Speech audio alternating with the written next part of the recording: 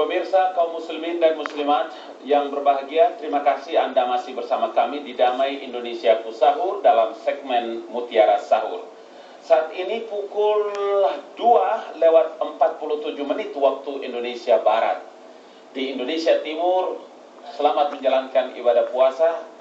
Bapak dan Ibu di wilayah timur sudah selesai melaksanakan sholat subuh. Di wilayah tengah sedang menikmati hidangan sahurnya. Mantap, nikmatilah dengan senang hati dan beribadahlah dengan baik.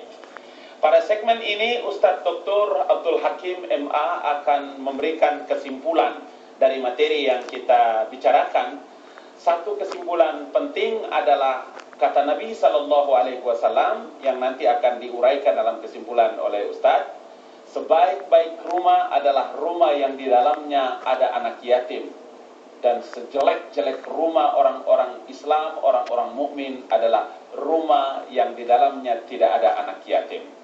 Faliyatafaddal Ustaz. Secara sederhana sebenarnya bahasan kita ini dapat kita simpulkan menjadi 4 perkara berkenaan dengan anak yatim. Pertama, posisi anak yatim itu sendiri sebagai titipan yang dimana Allah gariskan termasuk urutan kebaikan sejajar dengan keimanan. Artinya pada ayat Al-Baqarah 177. Yang kedua bahwa mengurus anak yatim itu sebuah amanah yang dimana tidak boleh ada kezaliman di dalamnya. Maka benar kita makan seharusnya mereka dulu yang kenyang baru kita. Karena ini memang hak mereka ya.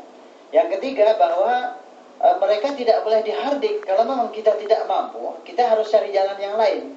Saya ingin mencuplik sedikit di akhir segmen kita ini. Al-Quranul Karim dalam surah Ad-Duha, apa kata firman Allah?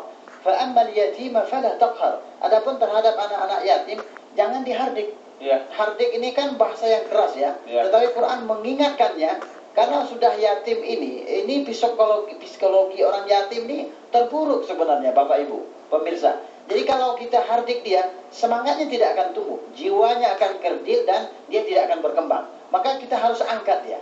Angkat dia dengan mengasihinya, menyayanginya, dan oleh sebab itu Nabi memberi gaji. Gajinya apa? Orang yang seperti ini gajinya itu kahatain akan duduk bersama Nabi dekat seperti beliau menjarakkan ini ya jari beliau, bahwa jaraknya nanti tidak jauh, bukan 3 jari, 2 jari cuma. Kalau 3 jari Allah Akbar ada yang dilangkahi, tetapi 2 jari Nabi SAW dan orang itu berarti dekat sekali. Maka pantas kalau memang dalam sebuah sabda dijelaskan sebaik-baik rumah orang beriman itu memang rumah yang di dalamnya dijelaskan tadi abang kita, rumah yang di dalamnya ada anak yatim. Kenapa? Tentu kita bertanya, kenapa? Karena sesungguhnya di dalamnya ada rahmat Allah Subhanahu wa taala. Ada ayat Allah di dalamnya. Kita sudah mengamalkan satu firman Allah. Jadi tidak usah menunggu gerakan negara cinta anak yatim. Itu nanti. Karena negara ini punya prosedur yang sangat panjang. Tetapi kalau kita setiap pribadi, setiap diri yang bergerak, action dari pribadi masing-masing, maka itu akan cepat. Setiap orang 1 anak yatim. 10 rumah berarti 10 anak yatim yang selamat. Dan terakhir kesimpulan kita bahwa semuanya ini akan menjadi balasan untuk menjadi ahli surga. Karena dalam surah Al-Insan tadi jelaskan, juga surah Al-Ma'un, bahwa memberi makan, menyantuni anak yatim itu termasuk prioritas orang untuk menjadi ahli surga. Dan Al-Ma'un menjelaskan, dalam surah Al-Ma'un Allah menjelaskan, orang yang disebut sebagai pendusta agama juga termasuk orang-orang yang mengabaikan anak-anak yatim. Luar biasa. Pemirsa, senang sekali kita dengar dengan saksama, enak rasanya penjelasan yang disampaikan oleh Ustadz Dr. Abdul Hakim MA. Dan saya harus mengatakan kepada saudara bahwa Islam menegaskan bahwa menyantun dan menjamin anak yatim akan menjadi teman dekat Rasulullah SAW di surga. Aku dan penjamin anak yatim berada dalam surga seperti telunjuk dan jari tengah. Telunjuk dan jari tengah. Kata Nabi seperti yang tadi dijelaskan oleh Ustadz Abdul Hakim. Oleh karena itu, tidak saja kita memperhatikan hak-hak secara material, tapi pendidikannya, faktor ekonominya, sosialnya, spiritualnya, dan lain-lain sebagainya. Saudara kaum muslimin dan pemirsa yang dirahmati Allah, mari kita mencoba mengangkat niat kita dengan tulus.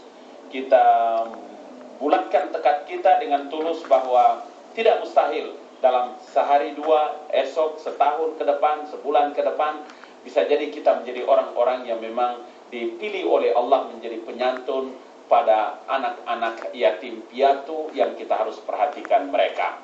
Ini yang bisa kami sampaikan pada kesempatan pagi hari ini dalam segmen Mutiara Sahur di Damai Indonesiaku Sahur TV One. Sebelum saya tutup, saya akan menyapa dan mempersilahkan kepada Zakir Sula, karena setelah satu ini, Zakir Sula dan sahabat kita, Agus Idwar, akan melanjutkan Damai Indonesiaku Sahur di segmen Bincang Tuntas Bisnis Syariah. Kita akan bertemu juga dengan Ustadz Safei Antonio.